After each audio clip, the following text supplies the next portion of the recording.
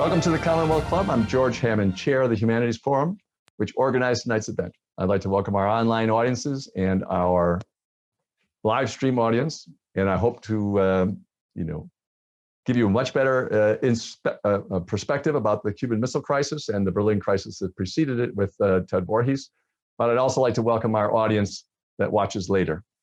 This is part of the Commonwealth Club's online programs, which we started in March when the crisis closed down our building where we had live audiences for our programs. And we have done dozens and dozens of programs since then. And they're all available on our website, www.commonwealthclub.org, and they're also on our YouTube and Facebook channels. So tonight we're speaking with Ted Voorhees, who has written a book on the Cuban Missile Crisis, the Guns of October, I think, for 2 Octobers. And Ted, first of all, welcome to the Commonwealth Club, and thanks a lot for joining us online this way. Thank you, George. It's my pleasure, of course. I just wish I was out there in San Francisco, face to face with your wonderful audience. Yeah, well, we are counting on everybody listening, and we're having a great time, by the way, audience. Thank you very much for staying attentive to the programs that we're putting on. We actually have a larger audience now than we had before live.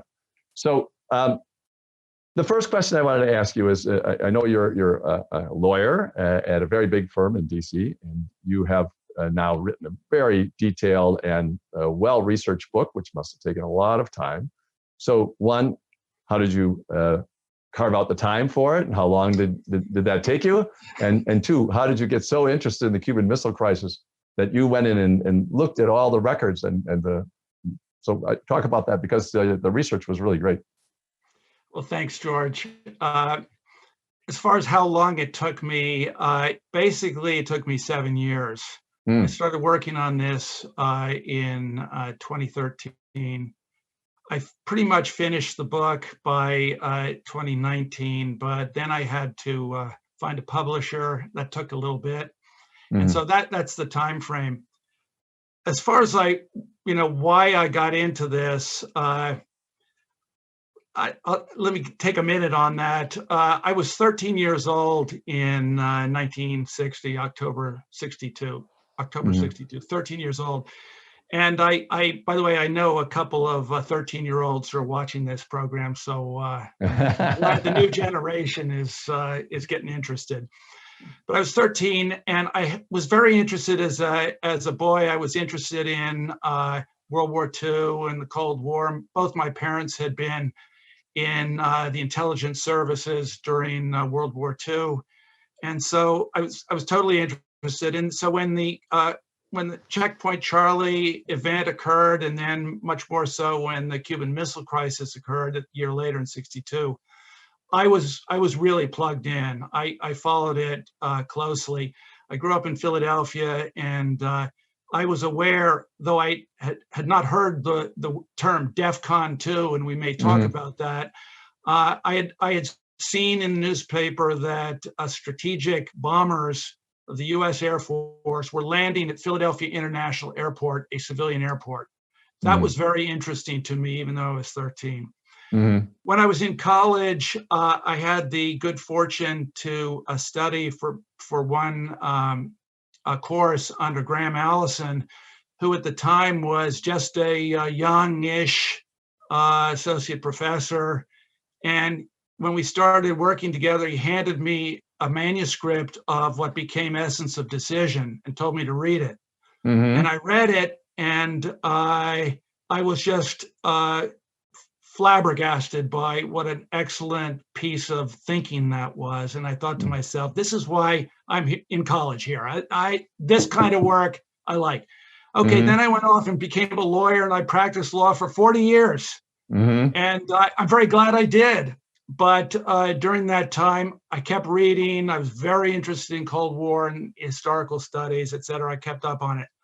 And just to wrap up on this long answer, I noticed that the story of the Cuban Missile Crisis kept changing.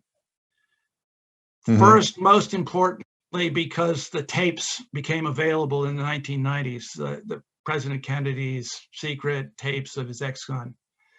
But then when the Soviet Kremlin archives began to become available, the story changed again. And I thought to myself, there's more here. And so I dug in. Mm-hmm. Well, that's one of the fascinating things about your book is that you're using access to the Russian archives as well. And you really, the comparison between the two sides is very interesting. We'll get into that a little bit later. Yep. But one thing I'd like to talk about is that those tapes, the JFK tapes. So you say, I think, that he had the system installed. That's the same system that Nixon used that got him in trouble, right? So Kennedy got back at Nixon in yet another way. but is that correct? Is that he installed a taping system, used it some of the time, but not all the time? You mentioned that sometimes it was on, sometimes it was off. Yes. Say a little bit about that system for those who aren't aware of that. Yes. Kennedy had the tapes installed in the Oval Office and in meeting rooms where his visitors would come in for meetings. They were triggered by a button that he had under his desk, so he could click it on and click it off, and nobody other than him and Bobby were aware of those tapes. Mm-hmm. And they were reel-to-reel tapes down in the basement of the White House. Mm-hmm. And so when people listen to them even today, you can hear a lot of, old 1960s taping noise, like click, mm-hmm. click, click, click, old tech stuff.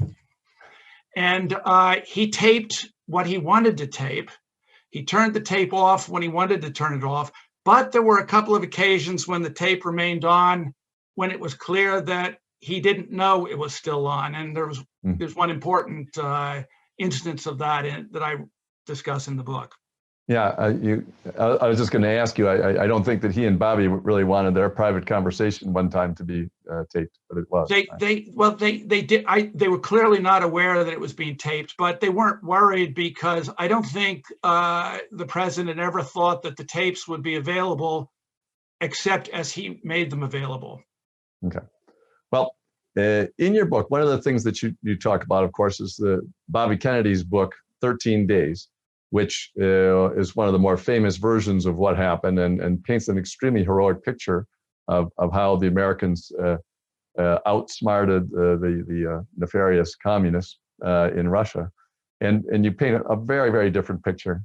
And you also mentioned that Bobby just said, well, of course, I put it that way because I'm going to run for office. So, right. So it was clearly, the log cabin story version of a politician.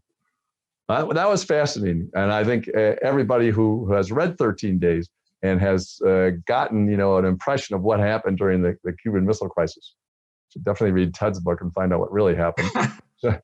So it's just a very, we'll finish up with all the different players and what they did wrong, basically. But let's start with the story now, because this is, for those of you who are much younger listening, and for anybody who was 7 to 8 or 9 years old or so in 1962 or older, this was such a huge thing because there were nuclear drills, the nuclear war drills. People, all the different schools put on these things. People were talking about everybody having to build shelters in the ground, which wouldn't have done much good, and certainly the drills at school wouldn't do, but it certainly scared the heck out of people. And, we talk about the fears from the COVID crisis and the fears from 9/11 and how influential they are, but I don't think they quite matched the imminence of nuclear war that was going to kill 50 million people, overnight. So say a little bit about that it was political, that was more political than real. You can frame the whole thing that way, but you contend that there really wasn't that much risk of nuclear war at that time. Yeah, that's probably the most unorthodox of my views in my book, most controversial perhaps, and I spend quite a bit of time at the middle and the end explaining why I believe that is so. Mm-hmm. It's hard to explain in a sense to people who were there because, and I was 13 and,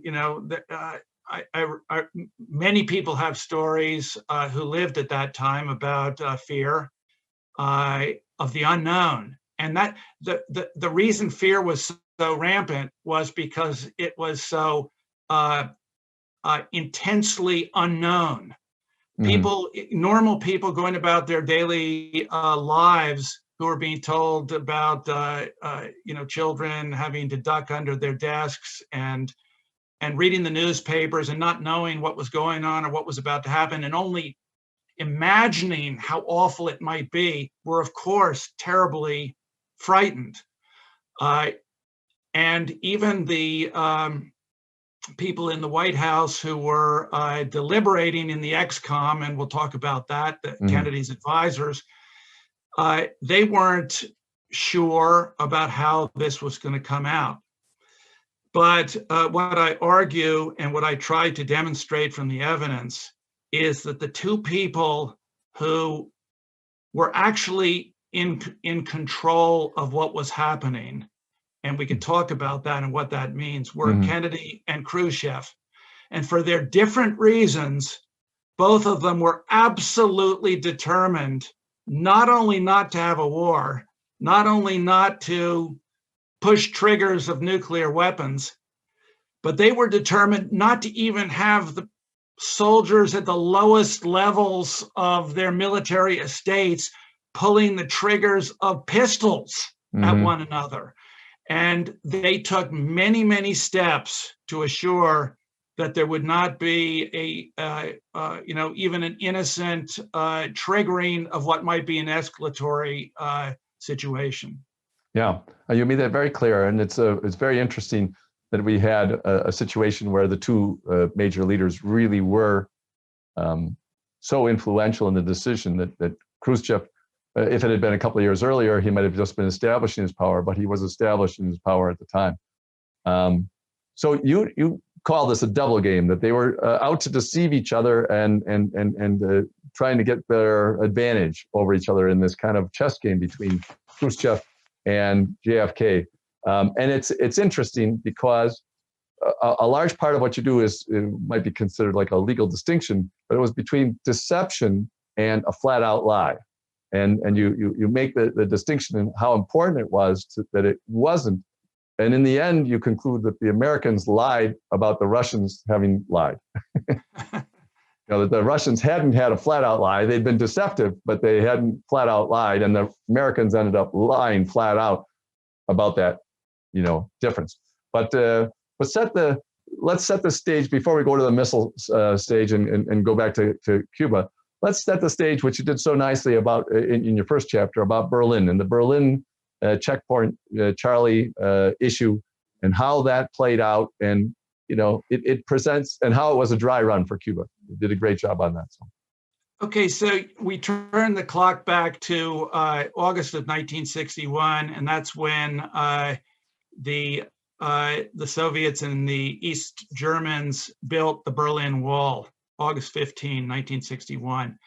They did it because they were seeing a tremendous exodus of East Germans across the border to the West. Many, many of them through Berlin. And it was embarrassing to the Soviet system. It was also a brain drain, which was not good for East Germany. So they built the wall.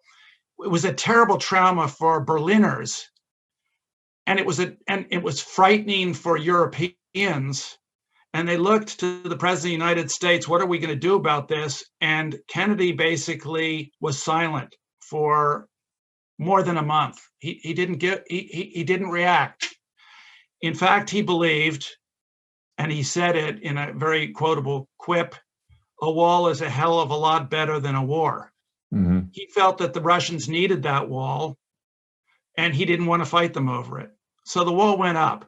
Now, there were checkpoints across the wall, and one of them, the most famous one, was Checkpoint Charlie.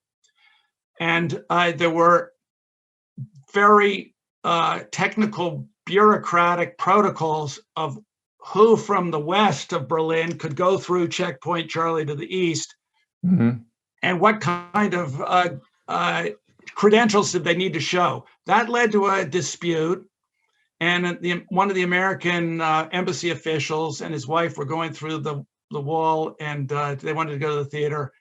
And they didn't want to show their credentials to the East German guards. So they basically bowled their way through. I'm probably giving too long a story here. No, this is great. Okay.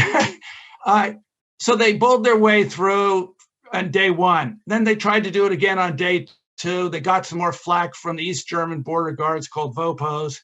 And then they got a escort of GIs in a Jeep who escorted them the next time they wanted to go through. And that intimidated these Germans. But the controversy continued, and soon there was a tank, an American tank, that lined up at the border as this guy was going through to go to the theater in East Berlin. Well, when the tank arrived, he must have really wanted to go to the theater. Well, it was a show of who's in charge. Yes. When the American tank showed up, a Russian tank showed up on the other side, and there was this big tank standoff. It went right, then it became serious. People got afraid. They thought, oh, is a war breaking out here in the middle of Berlin? And both Kennedy and Khrushchev became personally involved. This was a small dry run for the Cuban Missile Crisis, because the way they resolved that, and they resolved it overnight, they literally resolved it with some phone calls through an intermediary who they both trusted, who was a GRU Soviet military intelligence spy living in Washington named Georgy Bolshakov. Bobby Kennedy called Georgy and said, here's what's going to happen. And the deal was settled. The trouble is, Bobby didn't write down what the deal was. There were no notes taken of the deal on the US side. The only reason we know what happened, and we only know a little bit, is because the Russians wrote down what the deal was. And that eventually came out. But in any event, the essence of it was, look, we'll stop our guys from going through your checkpoints and causing trouble for the VOPOs. You take your tanks out first. If you do that, we'll start taking our tanks out. So you've got to take the first step. But in exchange for that, we'll stop harassing you. So that was a template, because you have Georgy Bolshakov, who was the intermediary in the Cuban Missile Crisis. You have the deal. Oh, and last point, got to keep it secret. This is a deal just between us, no publicity. And your tank's got to leave first. So you have to swallow the bad PR. Yeah. Yes. One of the interesting parts about that is that the Kennedys trusted this spy from the Soviet Union. Yes. And he, again, was used during the Cuban Missile Crisis. And you even said that there were meetings that Jack had with him and Bobby had with him where there was no translator, that he obviously spoke English, but they trusted him to translate both sides. So why? That seems pretty extreme. It's very interesting. No, it's not that extreme. They trusted him. They trusted him, Georgy Bolshakov, to deliver their message to Khrushchev. I don't want to push this too far. And I think they were justified in trusting him. He was, an intelligence agent for the Soviets, yes. Yeah. But he could get into a lot of trouble if he mischaracterized what the president was trying to say to the premier. Okay. So, yeah. Okay, that's good. That's good background for going on to Cuba. So now all kinds of things happen in the next year, including some threats. So I want to give that background. Before the Cuban Missile Crisis, there's all this talk about nuclear weapons, and John Kennedy had partially won the election, or at least had talked a lot about during the campaign about the missile gap that the U.S. was behind. Of course, when he got into the office, he found out what, and then they talked about it. So why don't you say how big the missile gap actually was? Okay. I mean, this is sort of, again, it's a little hard to believe, but intelligence has gotten a lot better. Intelligence collection has gotten a lot better in the modern era than it was in the 50s and 60s.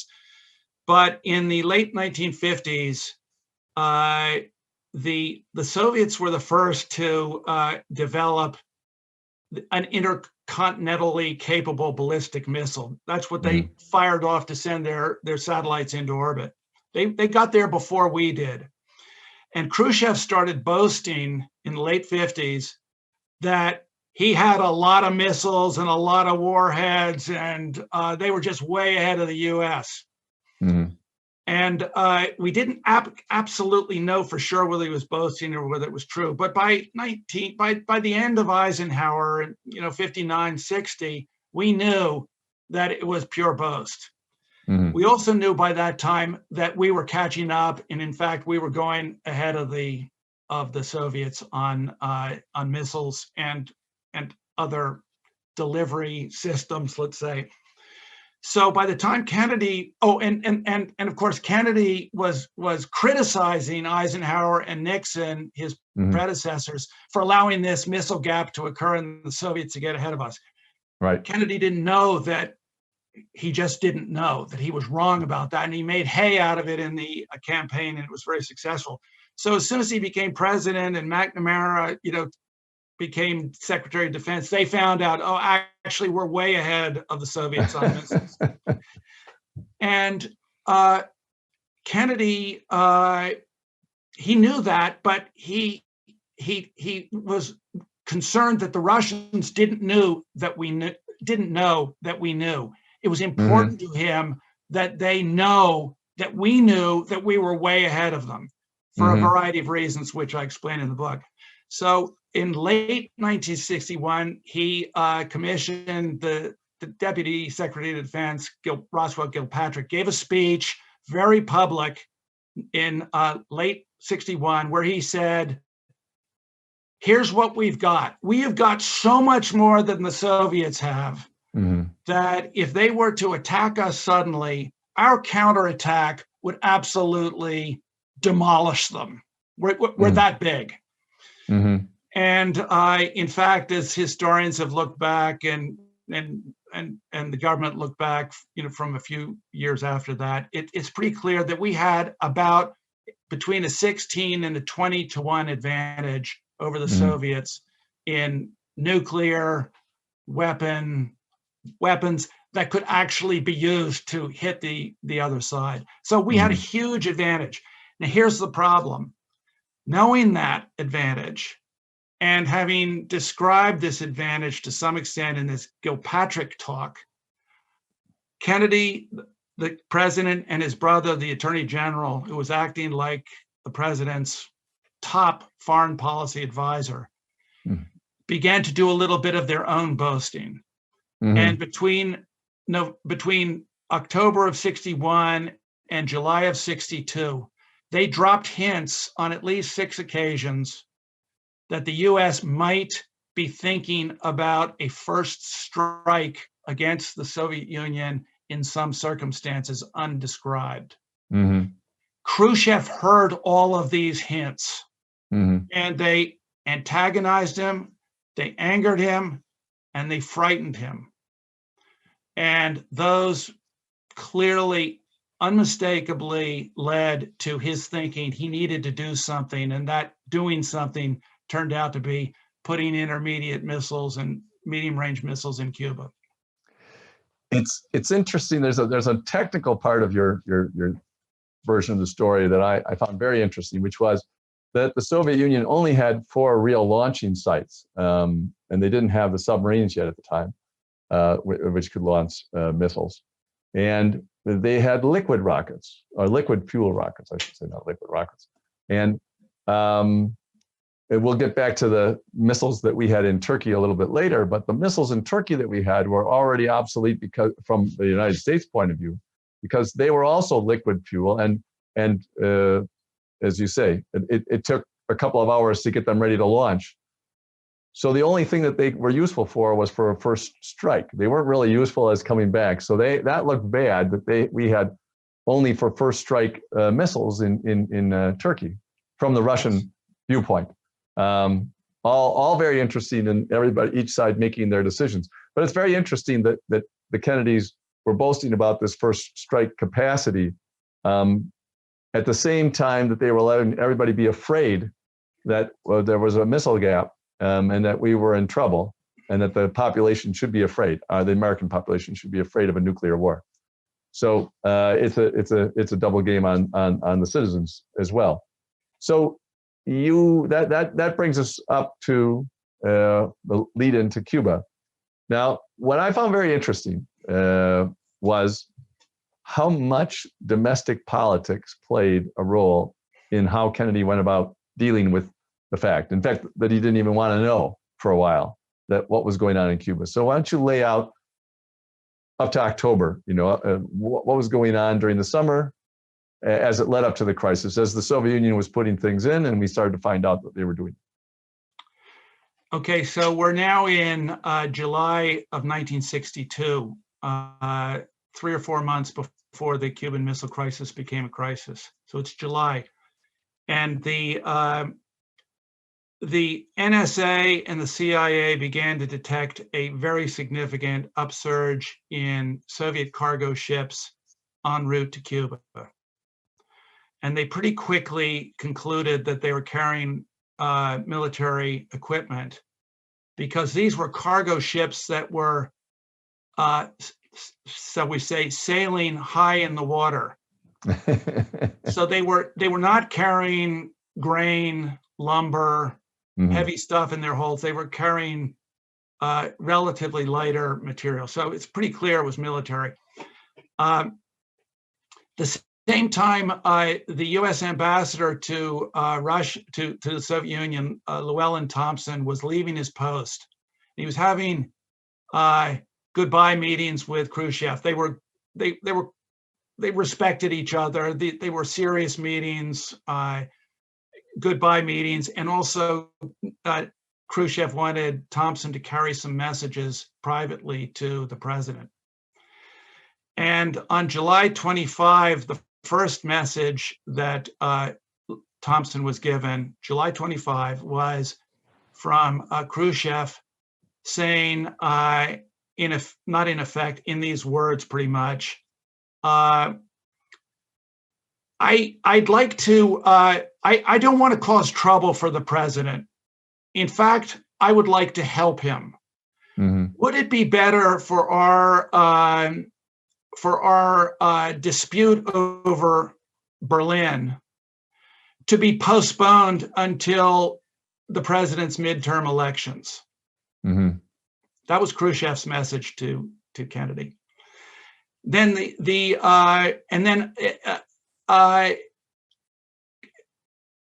Bolshakov then came back into the scene. And that was July 25 and 26. On July 31, Bolshakov has a meeting in the White House with the president and with Bobby Kennedy, the attorney general, just the three of them. No notes taken on the US side. And, and I'm sorry, there's one other. After the, I want to help him, should we postpone our problems until after the midterm elections, which were going to be on November 6th, by the way. The second message was the next day, Khrushchev said, there's one thing the president can do that I really need him to do this. American planes are harassing Soviet ships on the open ocean. It's a violation of international rules. It's piratical. We can't put up with this. The president should stop doing this. Okay, those two messages went through Llewellyn Thompson to Kennedy. So we're now July 31. Bolshakov is in the White House, meeting privately with Kennedy and Bobby. And the president delivers his answer. His answer is, I am ordering that close-in surveillance of your ships stopped immediately. In exchange, I want you to put off any further tensions on Berlin, put those tensions on ice until after the midterm elections in the United States on November 6th. So let's explain his domestic political problem and why those midterm elections were so crucial because he had a majority, a Democratic majority in both the Senate and the House. But, and people aren't familiar, and some people may not be familiar with this, a lot of those Democrats were Dixiecrats. right, exactly. Not too reliable. Yeah. Yes, they were voting against the president's priorities. And in middle of July of 62, the president had put forward his Medicare program, which was his signature piece of legislation. And the Senate voted it down, even though the Senate had a Democratic majority. So the president couldn't get his signature program through a Democrat majority Senate. It was a terrible blow for him. And so he his political sensitivity was very, very high. And he also knew, because he was an accomplished politician, that a first-term president's first midterm elections usually go badly. Mm-hmm. At that stage, they almost always went badly. Mm-hmm. So his midterm elections were a big deal for him. Yeah. So he's making a deal with Khrushchev, saying, "Don't cause any foreign tensions in Berlin until after November. At that time, go right ahead." Yeah, that was kind of unfunny. That's sort of understated. And I'll stop the buzzing of your ships. At that time, they didn't have any idea that those ships going to Cuba were carrying military stuff. Was it before or after they kind of had the idea that military equipment was coming to Cuba? They knew that the Americans knew that it, or were very confident it was military equipment, but they definitely did not know that it might be ballistic missiles. Right. That would have been a shock in July. But the other thing to say quickly is it appears that Kennedy did not order the cessation of close-in surveillance of the cargo ships, even though he told Bolshakov that he had. So that, he's playing some games here himself. He's testing it out. And just one little funny further thing here. I told you that the message through Bolshakov was that the president wanted Khrushchev to put Berlin tensions on ice. Mm-hmm. That was his words. And Khrushchev put the proposition to the Kremlin. The Kremlin approved of the deal, but they sent Bolshakov back to find out what the term "on ice" means. Isn't that rich? That is good. We approve it, but we still want to know what the words mean, right? Yes. I think they probably had a decent idea about what he meant, but still. Yeah, they wanted to nail it down.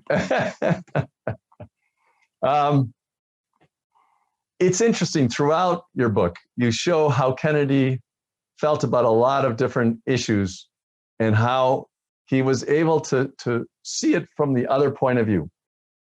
He said, well, of course, they're going to treat this, once they knew that they had missiles, of course, they're going to treat this as if it's fair because we have missiles in Turkey, so they get to have missiles in Cuba. And it really doesn't make any difference to us from a threat point of view, because they already have all these missiles in Russia, which can come and get us anyway. So why is there such a difference? But it seems to me that there was a difference, especially if they had a realistic idea about how many missiles there were. So was he overly sanguine about how little of a new threat this was? It was a threat, but it wasn't that much of an additional threat. Well, there's so many interesting aspects here, but let me focus on a couple of them. The first is that President Kennedy did not have a good relationship with either his Defense Department or the CIA at the time. And those were, of course, the two critical agencies who would have had the greatest knowledge and be doing the most thinking about what the level of the risk was. He didn't have confidence in either of them because he'd been burned in the Bay of Pigs crisis, mm-hmm. and he did not forget that. One of the things about the Kennedys, both of them, was that when they got burned by someone, they did not forget, and maybe often they did not forgive. But in any event, so the president was not looking to the CIA or the Defense Department to give him a lot of high-level advice on these important issues. He was doing the thinking on his own with some help from McGeorge Bundy and Robert McNamara and Bobby Kennedy. But it's remarkable how close a circle of actual advisors he had around him to think about the level of risk. The other thing that's interesting is that on the first, we'll jump ahead to after the missiles were discovered, and the president is talking to Bundy and McNamara, and the three of them, and it's on tape. You can read it. They say, "Well, what do you think? Are these missiles that the Russians have in Cuba, are they a problem?" And Bundy said, McNamara said, "Well, I asked the Pentagon that, and they said, oh yeah, they're a problem. But actually, I don't think they're a problem." And Bundy said, "I agree with you. They're not a problem." And the president didn't speak as explicitly as his two advisors, but he basically said the same thing. The reason was that, and it's a little counterintuitive. The first reason is we got so much more than they've got that these don't change the balance of power one little bit, these Russian missiles in Cuba. They actually don't change balance of power. But counterintuitively, the president was also saying,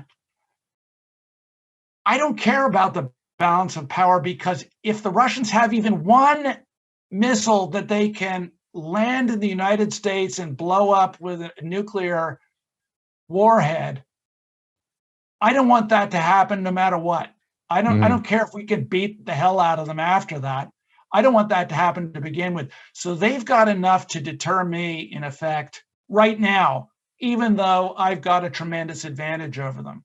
So what difference does a couple of little, liquid fueled missiles in Cuba add to the equation? Not much. That was the president's view. And, you can say it's pretty, juvenile, or you can say it's actually really mature, but it was his view, regardless of what the Pentagon or the CIA thought. Yeah, you make it perfectly clear in many different ways, and we'll get to that at the end. The end of your book is just great. That he really did not want to fight anything like a nuclear war. Would probably have done almost anything to avoid it. And the way they negotiated, just the way that both sides negotiated, was very interesting. A lot of deals would close a lot sooner if everybody negotiated the way these guys negotiated. That's for sure. Because they instead of holding back, they make offers that are more generous than the other side was expecting. You make a great case for that.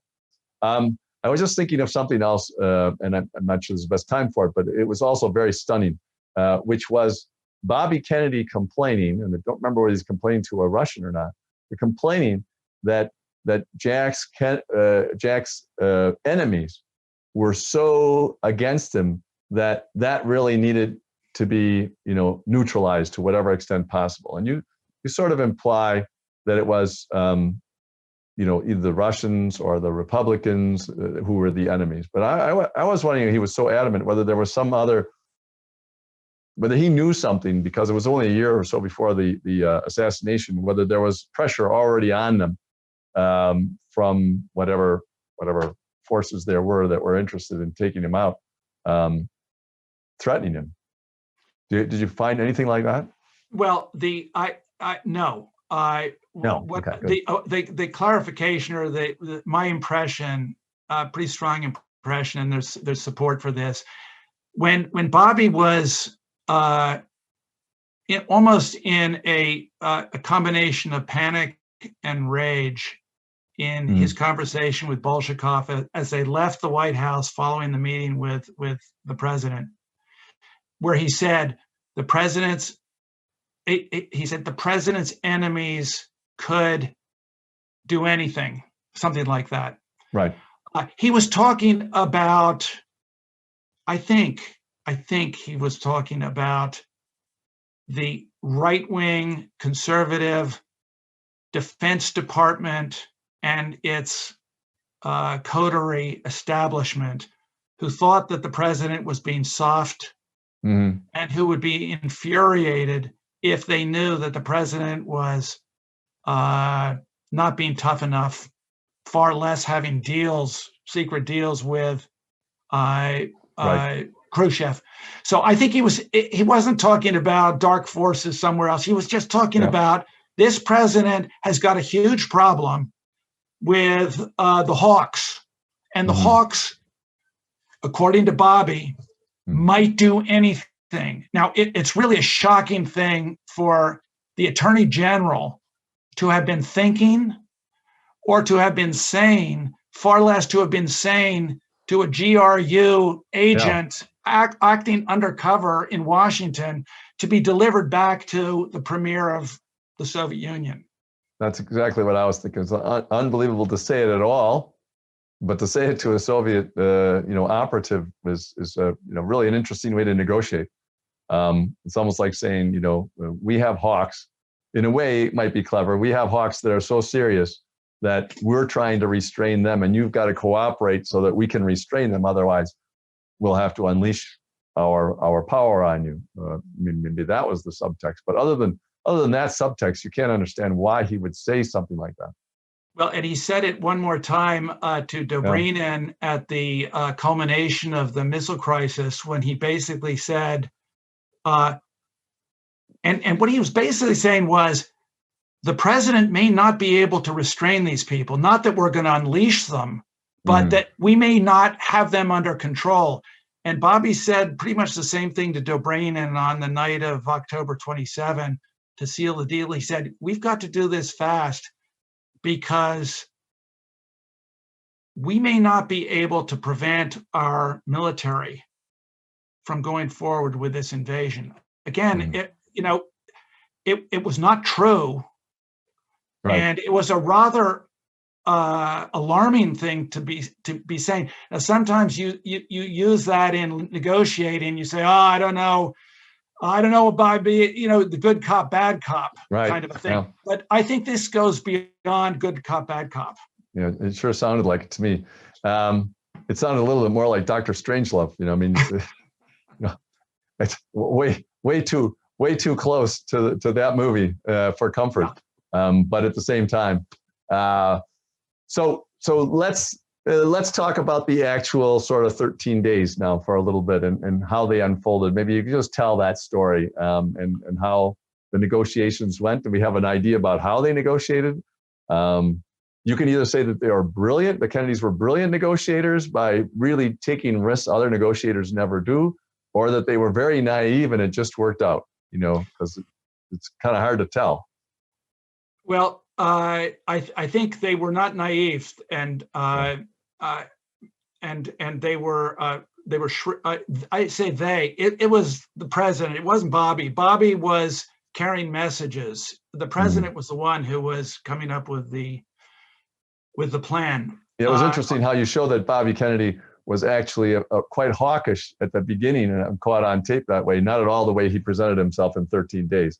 He sort of traded roles with his brother in that book, as you mentioned. But anyway, go ahead. Okay, Sam. Yeah. So the president did two things that were ultimately effective, and went hand in hand.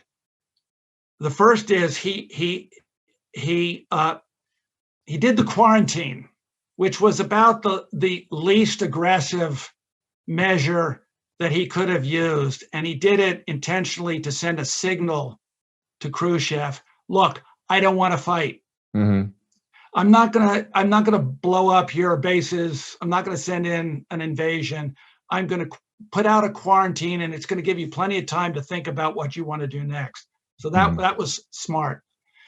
Simultaneously, he put the U.S. Strategic Air Command, our strategic bombers, and our missiles on what was called DEFCON 2, the highest alert short of all-out war. Mm-hmm. That was a really, really aggressive, intimidating thing to do, and I go into what exactly that meant. Well, yeah. Why don't you go into that right now too? Because I think everyone, all those levels mean one thing, but the way you describe what they actually did and what the Soviets saw happening is really quite impressive. First of all, that there was no no mistake or no accident happened during that time, because this was, Yeah. that nobody made any errors with so many sorties and everything. So why don't you describe what DEFCON 2 meant in 1962? What DEFCON 2 meant was that at all times, 24/7, around the clock, 1/8 of all of the intercontinental striking forces that the United States possessed were in the air en route to the Soviet Union. They weren't just flying around over Montana so that they wouldn't be caught sitting ducks on the tarmac. No, they were en route on 3 pre-programmed routes to targets in the Soviet Union with nuclear weapons on board, with targeting instructions. They were being refueled as necessary, and they were going to their, let's call it the fail-safe point. I was going to say a great name for it. The fail-safe point, and where they would turn around unless they were ordered to continue. In one of the routes, which went straight through the Mediterranean, up the gut into the Soviet Union, they turned around somewhere in the Eastern Mediterranean and went home. But when that plane turned around and went home, its place was taken by a follow-up plane following the same route. So there were these circuits of attacking bombers headed for the Soviet Union. And how many bombers are involved? I'm sorry? How many bombers are involved? There's 3 different routes, and are there 20 bombers up, or are there 100 bombers up at a time? Or I don't have that number. It was 1/8 of our strategic air force. They're B-52s. But it wasn't just 1 or 2 planes up in the air. No. It was a big fleet. Yeah. It was a big fleet, and as you said something like there was 8,000 sorties or whatever. During that time. Yes, and air refuelings. And as you pointed out, it was an absolutely remarkably effective and carefully managed operation. That there were no crashes, there were no flights beyond the fail-safe point, there were no major mistakes made. It's just absolutely remarkable. You mentioned, and this is just an aside, but you mentioned that in 1966 there was a crash. Over Spain, and with nuclear weapons involved. So So I mean, things could happen, and I'll just make a little footnote. I recognize when I say that there was no or very little actual risk of a nuclear war breaking out, I recognize that accidents can happen, that misfortune occurs, that even though the president and the premier were in very, very tight control of their respective military forces, that doesn't rule out the possibility of accidents. But I take that on and I discuss that subject at length in the book as well. Yeah, it's a great amount of detail in the book about that, and the things that did happen but didn't go anywhere. Yes, right. So but I'll just add, because you asked, so what was the president's method of negotiating? And you've already touched on it. Both he and Khrushchev were so anxious to get this behind them and get it behind them quickly that they each made an opening offer that was more generous than the opening offer being made by their adversary, which is, to any negotiator, that never happens. No. So the president's opening offer, which he put secretly through the Bolshakov channel to Khrushchev, was, tell you what, we'll trade our missiles. You take yours out of Cuba, we'll take ours out of Turkey.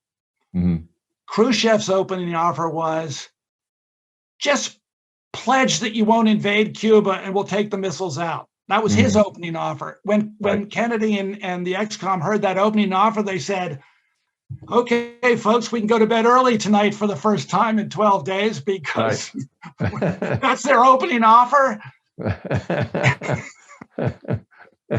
Deal is done. This isn't going to be as hard as we thought, right? So I mean, that was good. It was good that both sides were being incredibly generous to get this thing over with. It's interesting that the missiles that we had in Turkey were obsolete and we wanted to get rid of them anyway. But what was more interesting about that was the fact that Kennedy told the Russians that they're obsolete. When he said that they were going to take them out, it kind of undercuts part of your offer. I mean, the visual and politicalness of it is all very clear.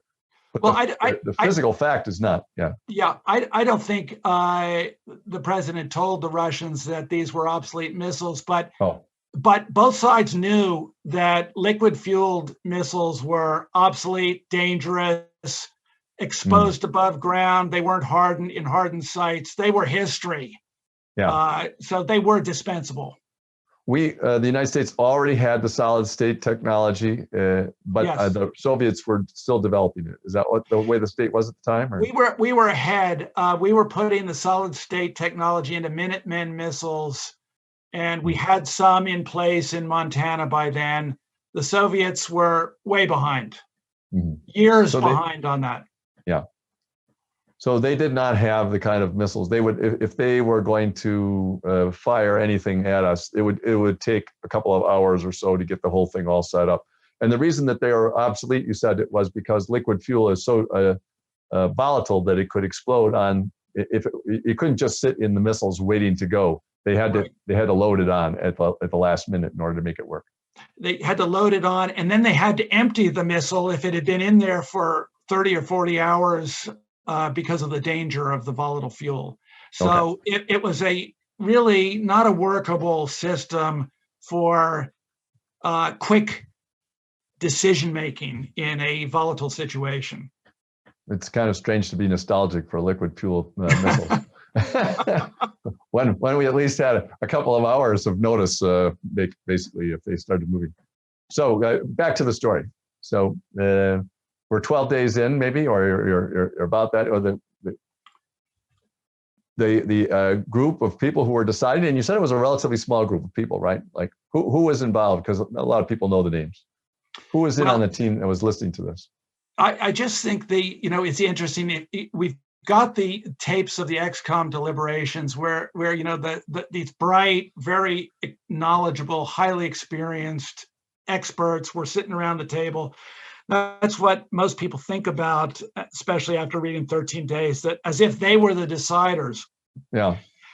In fact, if you read the tapes, you see the president again and again during those 13 days bringing up this idea, hey, you know what? We're going to have to trade our missiles in Italy, in Turkey, and ultimately in Italy to get the Soviets to take theirs out of Cuba. That's the only way we're going to be able to settle this.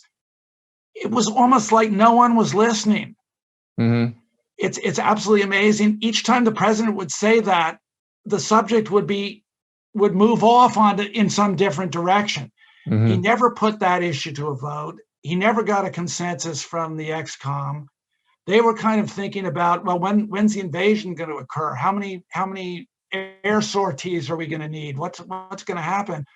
And so the president was sort of operating in his own in his own little space, so to speak. Mm-hmm. And when it came to the last night, which was the 27th, the Saturday night, when the president and Bobby and Bundy and McNamara went off into another room, and Bobby was dispatched to go and make the deal to Dobrynin, the Soviet ambassador, it was that small group who knew what the deal was going to be. Mm-hmm. And the XCOM, the rest of that crowd, very bright people, but they were on a different page, and they weren't told. They weren't involved. You also say that Kennedy had a backup plan in case that didn't work, which was actually to trade Berlin. And he said, the deliberations were, what do I do? Do I abandon 2.5 million Berliners, or do I face nuclear war? Right? Well, there were two backup plans. One is fairly well known, which was the Cordier option, where Kennedy believed that if he couldn't persuade Khrushchev to accept the missile trade, the Turkey missile trade, he would, through an intermediary, get the Secretary General of the United Nations, U Thant, to propose a missile trade, Mm-hmm. and that would put pressure on Khrushchev and public pressure, and then that would Right. do the deal. But if that didn't work, Mm-hmm. Kennedy had a third option, and this is I think this is a new contribution I make to the literature. And he tested this out on Harold Macmillan, the British Prime Minister, and the British ambassador to the U.S., David Ormsby Gore, who was a close friend of Kennedy's, and with the ex-com even. His third fallback option was, and it's a little hard to just say this and have you believe it, but it was, look, we may have to invade Cuba at the end of the day, but we don't want there to be any real fireworks, nuclear weapons, fighting with the Russians. So how could that work?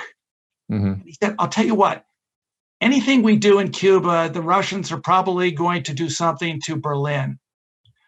So why don't we just let them, quote, grab, close quote, Berlin? If we let them grab Berlin, then we invade Cuba.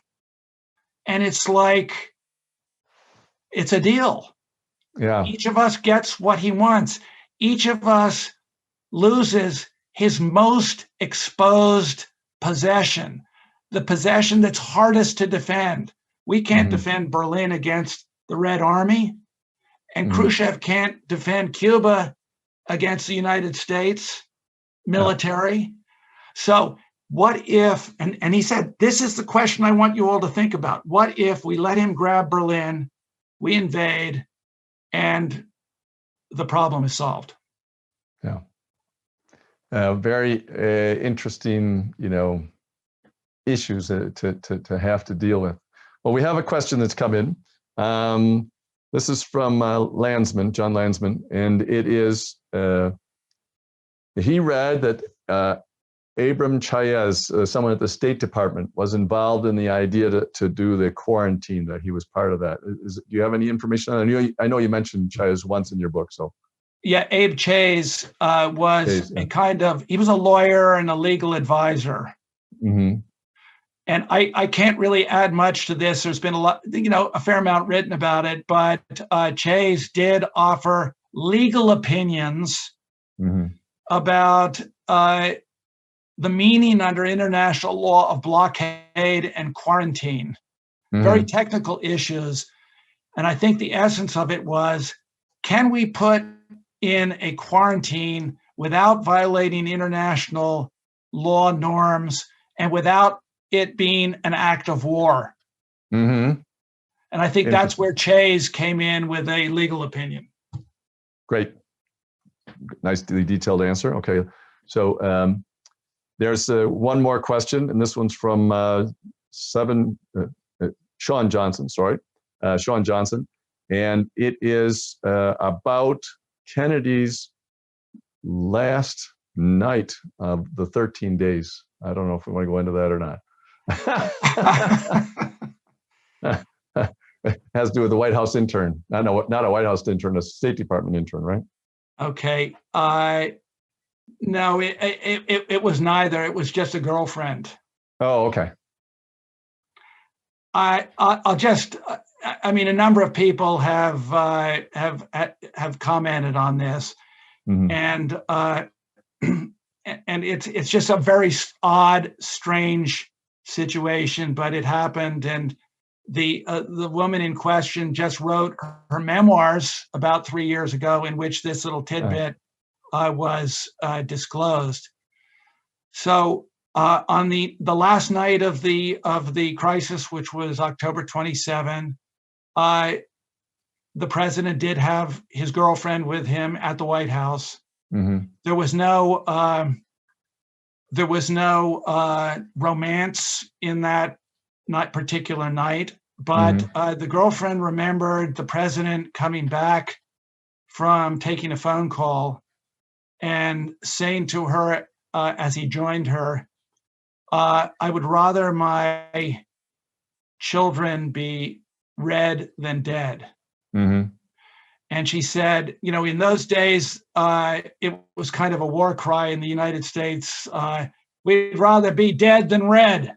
We're Right. going to fight until, freedom is secured or we're put in our grave. So red than dead. So the president turned that and said, I'd rather my children be red than dead. The girlfriend said in her memoir, he was perfectly serious and troubled and burdened. And it wasn't a joke. It wasn't a quip. No. It wasn't a confession of cowardice. It was a real statement by someone who was thinking about his children and saying, I am not going to allow a war to happen, period. Mm-hmm. It's just, I'm not going to fight with the Russians over this. I'm not going to have a nuclear war.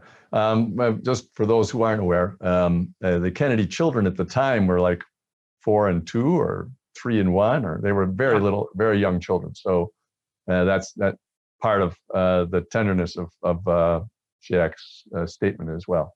It was a real human statement, and that's, it was what it was. Yeah. So we have just a couple of minutes left, and you have a great postscript of what happens afterwards, and you say how the different main characters basically covered their tracks. Yeah. Of what was involved. Why don't you just give, because the names are familiar to people who were paying any attention at the time.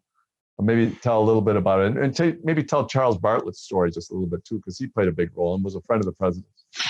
Okay, so almost immediately after the settlement was reached and the world breathed a huge sigh of relief, an issue arose of whether there had been a secret part of the deal, and whether that secret part of the deal was an American agreement to remove our missiles from Turkey in exchange for the Soviet missiles leaving Cuba. And of course, that was the part of the deal that Bobby Kennedy told the Russian ambassador had to be kept secret, absolutely could not be revealed because of the politics in the United States of that very sensitive subject. So there were congressional hearings that were held within months after the end of the crisis, where the Republican senators and congressmen were asking about whether there was a side deal. And McNamara and others who were aware of the side deal absolutely denied that there was any side deal, which was not true. In other words, they just absolutely covered it. And in my postscript, I document that secret that was kept from Congress, even with high-level officials, I think, testifying under oath. The most, I think, awful aspect of the cover-up, though, was Charles Bartlett, because he and a co-author wrote the sort of the official first story about what happened during the 13 days, and it appeared in the mass media in December of '62. And of course, it made the president look like a hero and a strong guy who had sort of not shaken, but had stood his ground and went eyeball to eyeball with the Russians and won. Stirred but not shaken, right? Yeah. And in this recounting of the way the deal was done, Charlie Bartlett, who was a journalist and a very close personal friend of the president, wrote that one person in the president's circle of advisors, Adlai Stevenson, the UN ambassador, had tried to persuade the president to, in effect, appease the Russians by giving up our missiles. Mm-hmm. And that the president had rejected that idea completely because he wanted to, he thought the better deal was to stand his ground and be tough. Mm-hmm. And so Adlai Stevenson was characterized in this article as an appeaser, as wanting to do the Munich, with a nod back to England and Hitler. And the thing that's just so awful about Bartlett being the author of this, co-author of this story, was that it was Bartlett who the president had delegated to take the first proposal of the missile trade deal to Georgy Bolshakov to send back to Khrushchev. In other words, the missile trade deal had been the president's idea from day one, and he had deputized Bartlett to get the Russians to understand that how generous we were going to be. And for Bartlett to then write a completely untruthful calumny against poor Adlai Stevenson, to me was just dreadful. Yeah, it's, our UN ambassadors down through history have been given tasks that turned out to be fairly similar. Maybe the UN ambassador should always read these stories before they take the job. But I mean, Adlai Stevenson, for those who aren't aware, was the top presidential contender for the Democrats two times in a row against Eisenhower. And Kennedy almost had been his vice presidential pick in 1956, but there was bad blood between them. And so it's like, I have an opportunity, let's stick it on him.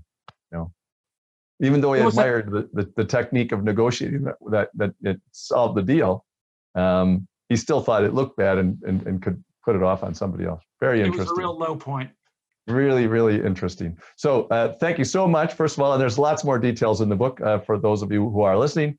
So ends another event at the Commonwealth Club in its 118th year of enlightened discussion. Thank you very much for joining us. Come back and see us again soon. Thanks, Ted. Thanks, George, and thanks, everyone.